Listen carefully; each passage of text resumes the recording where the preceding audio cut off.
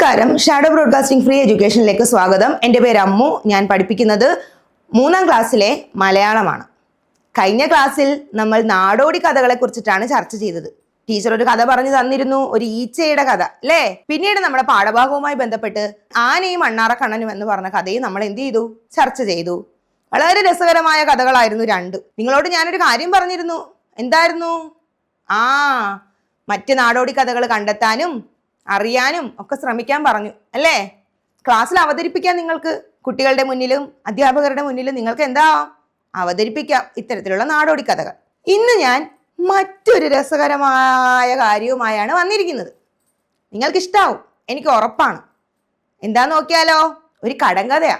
ഉത്തരം പറയാൻ തയ്യാറായിരുന്നോ നിങ്ങൾ? ഞാൻ ചോദിക്കാൻ പോവാണേ.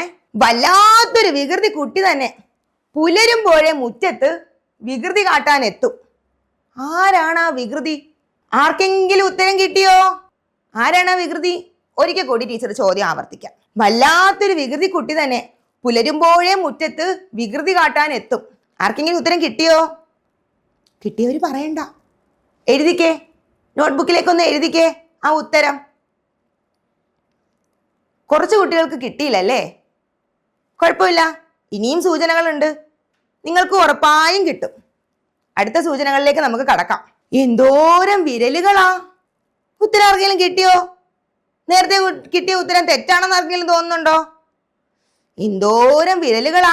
രാവിലെ മുറ്റത്ത് വികൃതി കാട്ടാൻ എത്തുന്ന ഒരു കുട്ടി. ആ കുട്ടിക്ക് എന്താണ്? നിറയെ വിരലുകളുണ്ട്. ഉത്തരം കിട്ടിയോ? ചില കൂട്ടുകാർക്ക് ഇപ്പോഴും കിട്ടിയിട്ടില്ല ഉത്തരം. സാരമില്ല, ഇനിയും സൂചനകളുണ്ട്, നമുക്ക് നോക്കാം. നീണ്ട നഖമുണ്ടെന്ന് വെച്ച് ഇങ്ങനെ മാന്താൻ പാടുണ്ടോ? ആരായിരിക്കും അത്? രാവിലെ വീട്ടുമുറ്റത്ത് വികൃതി കാട്ടാൻ എത്തുന്ന ഒരു വികൃതിക്കുട്ടി. വികൃതിക്കുട്ടിക്ക് നിറയെ വിരലുകളുണ്ട്. വിരലുകൾ മാത്രമാണോ? ആ വിരലുകളിൽ നീണ്ട നഖമുണ്ട്. അത് വെച്ച് മാന്തുകയും ചെയ്യും. ഇപ്പൊ കൂട്ടുകാർക്ക് ഉത്തരം കിട്ടിയോ? ചിലർക്കൊക്കെ ആദ്യം കിട്ടിയ ഉത്തരം ഇപ്പം തെറ്റായിട്ട് തോന്നും. എങ്കിൽ മാറ്റി എഴുതിക്കോ. കിട്ടാത്ത കൂട്ടുകാർ ഒന്നും കൂടി ഒന്ന് ആലോചിച്ച് നോക്കിയേ. ഇനിയും ഒരു സൂചനയും കൂടി ബാക്കിയുണ്ട്, ചിലപ്പോൾ നിങ്ങൾക്ക് കിട്ടിയേക്കാം. പാവം, മണ്ണ് കരയുന്നത് കേട്ടാണ് എന്നും കുട്ടി ഉണരുന്നത്. ഇപ്പൊ കിട്ടിക്കാണും അല്ലേ? ഇനി ഉത്തരം പറയാമോ? ഒന്നും കൂടി ഞാൻ ആവർത്തിക്കാം. എന്താണ്? വല്ലാത്തൊരു വികൃതി കുട്ടി തന്നെ പുലരുമ്പോഴേ മുറ്റത്ത് വികൃതി കാട്ടാൻ എത്തും. എന്തോരം വിരലുകളാ! നീണ്ട നഖമുണ്ടെന്ന് വെച്ച് ഇങ്ങനെ മാന്താൻ പാടുണ്ടോ?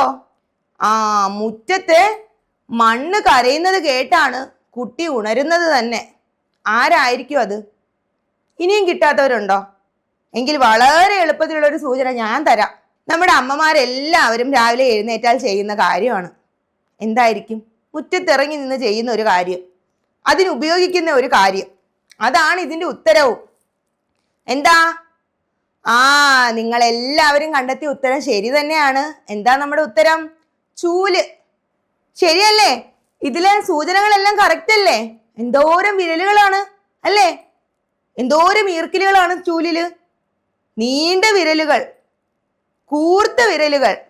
അതുപയോഗിച്ച് മണ്ണിങ്ങനെ മാന്താണ്. മണ്ണിന്റെ കരച്ചില്, മണ്ണിന്റെ ആ ഒരു ചൂലിട്ട് നമ്മളിങ്ങനെ തൂക്കുമ്പോൾ ഉണ്ടാകുന്നൊരു സൗണ്ട് ഉണ്ടല്ലോ, ആ സൗണ്ട്, അതിനെയാണ് കുട്ടി എന്താണ് ഇവിടെ പറയുന്നത്? മണ്ണ് കരയുന്നു എന്ന്. മണ്ണ് കരയുന്നത് കേട്ടാണ് കുട്ടി ഉണരുന്നതെന്ന്. എല്ലാവർക്കും ഉത്തരം കിട്ടിയോ? കടങ്കഥ ഇഷ്ടായോ? ഇപ്പൊ ഇതുപോലുള്ള ഇപ്പൊ നിങ്ങൾക്ക് എല്ലാവർക്കും തോന്നുന്ന ഒരു കാര്യം ഉണ്ടാവും, ടീച്ചറെ ഇനിയും 1-2 കടങ്കഥകൾ കൂടി ചോദിക്ക്, ഞങ്ങൾ ഉത്തരം കണ്ടെത്താൻ ശ്രമിക്കാം. അങ്ങനെയാണെങ്കിൽ നമ്മുടെ പാഠഭാഗത്തിൽ തന്നെ ഉണ്ട് ഒരു കടങ്കഥ. അതാവാം ഒളിച്ചു കളി. ഒളിപ്പിക്കാനും ഒളിപ്പിച്ചു വെച്ചത് കണ്ടെത്താനും എല്ലാവർക്കും ഇഷ്ടമാണ് അല്ലേ? അങ്ങനെയുള്ള കളികളൊക്കെ ഉണ്ടില്ലേ? ഒളിപ്പിച്ചൊക്കെ ഇങ്ങനെ വെച്ചിട്ട് കൂട്ടുകാരും ഒത്ത് ഒരുപാട് പേരുമായിട്ടൊക്കെ ഒത്ത് കളിക്കുന്ന കളികളുണ്ട്, ഞാൻ കണ്ടിട്ടുണ്ട്. ഇങ്ങനെ ഒളിപ്പിച്ച് വെച്ചിട്ട് അത് കണ്ടെത്തുന്നതും അതിൻ്റെ അടുത്തേക്ക് ചെല്ലുമ്പോഴത്തേക്കും ചൂടെന്ന് പറയുന്ന പോലെയുള്ള കളികളൊക്കെ ഞാൻ കണ്ടിട്ടുണ്ട്, അങ്ങനെയുള്ള കൊച്ചു കൂട്ടുകാരൊക്കെ കളിക്കുന്നത്. അപ്പോൾ അതുപോലെ എന്താണ്, ഈ കവിതയിലും എന്തോ ഒന്ന് ഒളിപ്പിച്ച് വെച്ചിട്ടുണ്ട്. അതെന്താ? അത് നമുക്ക് കണ്ടെത്തണം. ഞാൻ നേരത്തെ ചോദിച്ച കടങ്കഥയിലും അങ്ങനെയല്ലേ? ഉത്തരം ഞാൻ അതിൽ ഒളിപ്പിച്ചു വെച്ചിരിക്കുകയല്ലായിരുന്നോ? നിങ്ങളല്ലേ കണ്ടെത്തിയത്? അതുപോലെ ഈ കടങ്കഥയിലും, കടങ്കവിതയാണ് സത്യത്തിൽ ഇത്, കടങ്കഥയല്ല, കടങ്കവിതയാണ്. ഇതിലും എന്തോ ഒരു കാര്യം ഒളിപ്പിച്ചു വെച്ചിട്ടുണ്ട്. നിങ്ങളൊന്ന് കണ്ടെത്താൻ ശ്രമിച്ചു നോക്ക്. തളിർത്തുലഞ്ഞു നിന്നിടും തരുക്കൽ തന്റെ ശാഖയിൽ കൊളുത്തി നീണ്ട നൂല് രശ്മി പോലെ നാലു ഭാഗവും കുളത്തിനുള്ളു കാണും അർക്കബിംബമൊത്തു കാറ്റിലി വെളുത്ത കണ്ണി വെച്ചതും വിചിത്ര രൂപൻ ആരിവൻ. ഇത്തിരി പാടല്ലേ മനസ്സിലാക്കാൻ? ഒന്നും കൂടി പറഞ്ഞുതരാം. തളിർത്തുലഞ്ഞു നിന്നിടും തരുക്കൽ തന്റെ ശാഖയിൽ കൊളുത്തി നീണ്ട നൂലു രശ്മി പോലെ നാലു ഭാഗവും കുളത്തിനുള്ളു കാണും അർക്കബിംബമൊത്തു കാറ്റിലി വെളുത്ത കണ്ണി വെച്ചഴും വിചിത്ര രൂപൻ ആരിവൻ. ഇത് കേൾക്കുമ്പോൾ നിങ്ങൾക്ക് കടിച്ചാൽ പൊട്ടാത്ത വാക്കുകളായിട്ടൊക്കെ തോന്നുമെങ്കിലും ഇതിന്റെ ഉത്തരം വളരെ ലളിതമാണ്. നിങ്ങൾ എല്ലാവരും കണ്ടിട്ടുള്ള ഒരാളാണ്. പലരും ഇതിനെ പിടിക്കാൻ ശ്രമിച്ചിട്ടുണ്ടായിരിക്കും, പലരും ഇതിനെ കൊല്ലാൻ ശ്രമിച്ചിട്ടുണ്ടായിരിക്കും, അമ്മ വഴക്ക് പറഞ്ഞിട്ടുണ്ടായിരിക്കും. നമ്മുടെയൊക്കെ വീടുകളില് ആരും അധികം ശ്രദ്ധിക്കാനില്ലാത്തടത്തും വൃത്തിയാക്കാതെ ഇട്ടിരിക്കുന്ന സ്ഥലങ്ങളിലും ഒക്കെ ഇവനെ കാണാറുണ്ട്. ഇവനൊരു സംഭവം അവിടെ ഇങ്ങനെ നെയ്തു കൂട്ടാറുണ്ട്. ഇപ്പൊ നിങ്ങൾക്ക് പിടികിട്ടി കാണും അല്ലേ? ആരാ? 8 കാലുകളുള്ള 8 കാലുകളുള്ള ഒരുവനാണിവൻ. ആരാണവൻ? അതെ, 8 കാലി. 8 കാലി എന്ത് ചെയ്യാണ്? കിട്ടുന്ന സ്ഥലത്തെല്ലാം എന്ത് ചെയ്യും? ചിലന്തി വല നെയ്തിങ്ങനെ വെക്കും. എന്തിനാ അവർ ചിലന്തി വല നെയ്യുന്നേ? നിങ്ങൾക്കറിയാമോ? അതിൻ്റെ ഇരയെ പിടിക്കാൻ. അതിൻ്റെ ഇര എന്ത് ചെയ്യും? ആ വലയിൽ കുടുങ്ങും. അപ്പൊ അവൻ എന്ത് ചെയ്യും? അതിനെ ഭക്ഷിക്കും. പക്ഷെ ഇവിടെ ഒരു പ്രത്യേകതയുണ്ട് കേട്ടോ. ഈ കടങ്കവിത വെറും ഒരു കടങ്കവിതയല്ല, വളരെ പ്രശസ്തനായ ഒരു കവി കുമാരനാശാന്റെ പുഷ്പവാടിയിൽ നിന്ന് എടുത്തിട്ടുള്ളതാണ്. ഇതിന് കുമാരനാശാൻ തന്നെ നൽകിയിരിക്കുന്ന ഒരു പേരുണ്ട്, തോട്ടത്തിലെ 8 കാലി. അതിൽ നിന്ന് എടുത്തിരിക്കുന്ന ഒരു കടങ്കവിതയാണ് ഇത്. ഇതുപോലെ ഒട്ടനവധി കടങ്കഥകള് നമുക്ക് അറിയാവുന്നതുണ്ട്, ഇനി കണ്ടെത്താനുള്ളതുണ്ടാവാം. ഇതെല്ലാം ചേർത്ത് കുറേ കടങ്കഥകളൊക്കെ ചേർത്ത് നിങ്ങൾ എന്ത് ചെയ്യാ? ഒരു കടങ്കഥ പയറ്റ് നടത്തുക. കൂട്ടുകാരുമായിട്ട് ചേർന്ന് 2 ഗ്രൂപ്പുകളായി തിരിഞ്ഞ് അങ്ങോട്ടും ഇങ്ങോട്ടും ക്വസ്റ്റ്യൻസ് ഒക്കെ കടങ്കഥകൾ ചോദിച്ച് ഉത്തരം പറയുന്നതും പറയാത്തതുമായ ടീമുകൾക്ക് മാർക്ക് ഇട്ട് അവസാനം ഒരു വിജയം കണ്ടെത്താനൊന്ന് ശ്രമിച്ചു നോക്കേ. വളരെ രസകരമായിരിക്കും. ഇതും ഒരു കടങ്കവിത തന്നെയാണ്. ഇതിൽ ഒളിപ്പിച്ചു വെച്ചിരിക്കുന്ന ആളുകളുടെ ഉത്തരം അതിൽ തന്നെ കൊടുത്തിട്ടുണ്ട്. അതുകൊണ്ട് നിങ്ങൾക്ക് വളരെ ബുദ്ധിമുട്ടില്ല, നമുക്ക് എളുപ്പത്തിൽ മനസ്സിലാക്കാൻ സാധിക്കും. നോക്കാം. മാനത്തെ കാഴ്ചകൾ. നോക്കിയേ, മാനം നോക്കേ, നിങ്ങൾ കാണുന്നുണ്ടില്ലേ? എന്തൊക്കെ കാഴ്ചകളാണ് മാനത്ത്? നക്ഷത്രങ്ങൾ, മേഘങ്ങൾ, ചന്ദ്രൻ, അല്ലേ? നമ്മൾ എന്നും കാണുന്ന കാഴ്ചകൾ തന്നെയാണ്. ചിലപ്പോൾ നമ്മൾ ശ്രദ്ധിക്കാതെ പോകുന്ന പലതും ഉണ്ടാവാം. നമ്മൾ എന്നും കാണുന്നതായതുകൊണ്ട് നമ്മൾ വളരെ വലിയ പ്രാധാന്യം നൽകാത്ത പല കാര്യങ്ങളും ഉണ്ടാവാം. അപ്പൊ നമുക്ക് ഇതിൽ നോക്കാം എന്താണ് ഇതിൽ പറഞ്ഞിരിക്കുന്നത്. ഈ കടങ്കവിതയിൽ എന്താണ് പറഞ്ഞിരിക്കുന്നത്? ഒരു കുട്ടിയുണ്ട് ഇല്ലേ? നിങ്ങളെ പോലൊരു കുട്ടി ദേവന്റെ മേളിലേക്ക് നോക്കി നിൽക്കാണ്. അപ്പൊ കുട്ടി എന്താണ് ചോദിക്കുന്നതെന്ന് നമുക്ക് നോക്കാം. പ്രഭാവർമ്മയുടെ ഒരു കവിതയാണിത്, മാനത്തെ കാഴ്ചകൾ. നീലക്കായലിൽ ഇളകും തിരയിൽ നീരില്ല നിലയില്ല, നീരു ചേരാ കായലേതാ നിത്തിരിപ്പൂവേ ഇത്തിരിപ്പൂവേ. എന്താ? നീലക്കായലിൽ ഇളകും തിരയിൽ നീരില്ല നിലയില്ല. എന്താ? നീലക്കായലിൽ ഇളകും തിരയിൽ, നീലക്കായൽ പോലെ ഇളകുന്ന ആ തിരയിൽ എന്തില്ല? നീരില്ല. നീരില്ല എന്ന് വെച്ചാൽ എന്താ? നീര് എന്ന് വെച്ചാൽ എന്താണ്? നീര്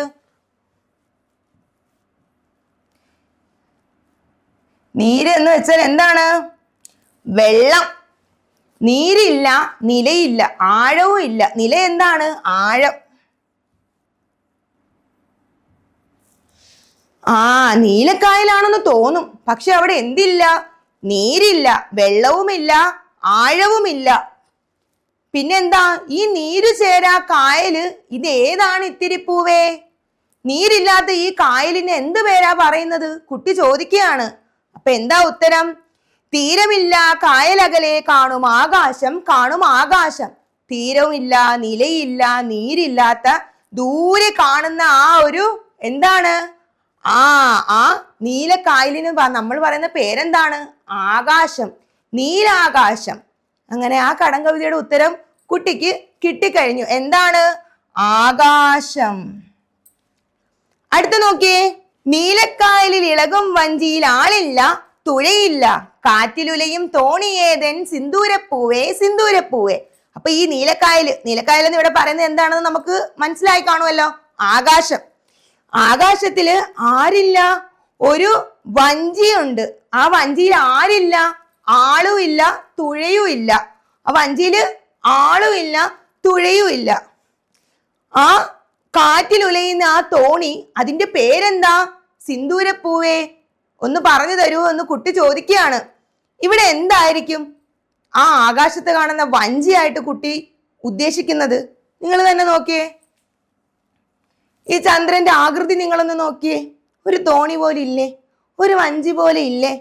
ആ, ഈ തോണിയാണ് കുട്ടി ചോദിക്കുന്നത്. ഇതിന്റെ പേരെന്താണെന്നാണ് കുട്ടി ചോദിക്കുന്നത്. നിങ്ങൾക്ക് എല്ലാവർക്കും അറിയാമായിരിക്കും. എന്താ അതിന്റെ പേര്?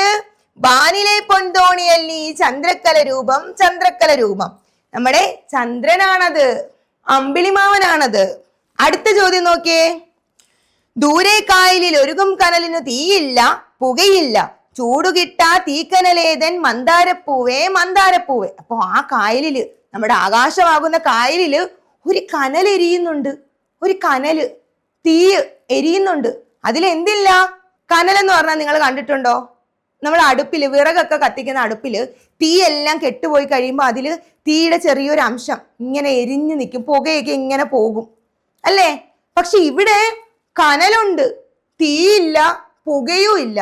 കനലിന്റെ നിറമുണ്ട്, പക്ഷെ അതില് തീയും ഇല്ല, പുകയും ഇല്ല. ചൂട് കിട്ടാത്ത ഈ കനലേതൻ മന്ദാരപ്പൂവേ, മന്ദാരപ്പൂവേ. ചൂടൊന്നും കിട്ടാത്ത, നമുക്ക് ചൂട് കിട്ടുന്നുണ്ടോ? ഇല്ല. ചൂടൊന്നും കിട്ടാത്ത ഈ ആകാശത്തുള്ള ആ കനല് ഏതാണ്? എന്താ അതിന്റെ പേരെന്നാ കുട്ടി ചോദിക്കുന്നത്. എന്താ അതിന്റെ പേര്? കൈവിളക്ക് കണക്ക് കത്തും സ്വർണ്ണ നക്ഷത്രം, സ്വർണ്ണ നക്ഷത്രം. ദേ നമ്മുടെ നക്ഷത്രത്തിനെയാണ് കുട്ടി പറയുന്നത്. നക്ഷത്രത്തിന് നല്ല പ്രഭയാണ്, നല്ല ശോഭയാണ്. നമ്മൾ ഇങ്ങ് താഴെ നിന്നാലും ഭൂമിയിൽ നിന്നാലും നക്ഷത്രത്തിന് നമുക്ക് മനസ്സിലാക്കാൻ സാധിക്കും. നല്ല മിന്നി തിളങ്ങും ഇല്ലേ? പക്ഷേ നമുക്കതിന്റെ ചൂടറിയുന്നുണ്ടോ? ഇല്ല. നമുക്കതിന്റെ തീ കാണാൻ കഴിയുന്നുണ്ടോ? ഇല്ല. പുക കാണാൻ കഴിയുന്നുണ്ടോ? ഇല്ല. അത് തന്നെയാണ് കുട്ടിയും ഇവിടെ ചോദിക്കുന്നത്. അപ്പോ ഇതുപോലെയുള്ള കടം കവിതകള് ധാരാളം ഉണ്ട്. നിങ്ങളും ഒന്ന് കണ്ടെത്താൻ നോക്കൂ കേട്ടോ. ഇവിടെ 2 ചോദ്യം കൊടുത്തിട്ടുണ്ട്, നമുക്ക് അതൊന്ന് നോക്കാം. തീരം കാണാത്ത കായലായിട്ടാണല്ലോ ആകാശത്തെ കവി പറയുന്നത്. കായലിനും ആകാശത്തിനും തമ്മിൽ ചേർച്ചയുണ്ടോ? എന്തു തോന്നുന്നു? ശരിയാണില്ലേ? കായലും ആകാശവും തമ്മിൽ കുറെ ചേർച്ചകളുണ്ട്. ഇങ്ങനെ തീരം കാണാതെ, നമുക്ക് അതിന് അറ്റം കാണാതെ കിടക്കാണ് രണ്ടും അല്ലേ? നോക്കുമ്പോൾ ഒരുപോലെയൊക്കെ തോന്നുമെങ്കിലും രണ്ടും രണ്ട് തന്നെയാണ്. പക്ഷേ കാണുന്ന മാത്രയിൽ നമുക്ക് ഒരുപോലെ തോന്നും അല്ലേ? ചന്ദ്രക്കല ആകാശത്തിലെ തോണിയാണെന്ന് പറയാൻ കാരണം എന്തായിരിക്കും? കാരണം നമ്മൾ ഇവിടെ മുൻപേ തന്നെ പറഞ്ഞു കഴിഞ്ഞു. ചന്ദ്രന്റെ ആ ഒരു ആകൃതി നിങ്ങളൊന്ന് നോക്കൂ, ഒരു തോണിയിൽ എന്ന പോലെ ഇല്ലേ? അതുകൊണ്ടാണ് കുട്ടിക്ക് ചന്ദ്രക്കല ആകാശത്തിലെ തോണിയായിട്ട് തോന്നിയത്. ഇത്തരത്തിലുള്ള കടങ്കവിതകൾ, കടങ്കഥകൾ നിങ്ങളും കണ്ടെത്താനും ശേഖരിക്കാനും ശ്രമിക്കൂ. ഞാൻ നേരത്തെ പറഞ്ഞതുപോലെ നിങ്ങൾ കൂട്ടുകാരുമായി ചേർന്ന് ഒരു കടങ്കഥ പയറ്റ് നടത്തി നോക്കൂ. ആരാ വിജയിക്കുന്നതെന്ന് അറിയാമല്ലോ. ഇനി അടുത്ത പാഠഭാഗങ്ങൾ നമുക്ക് വരും ക്ലാസ്സുകളിൽ ചർച്ച ചെയ്യാം.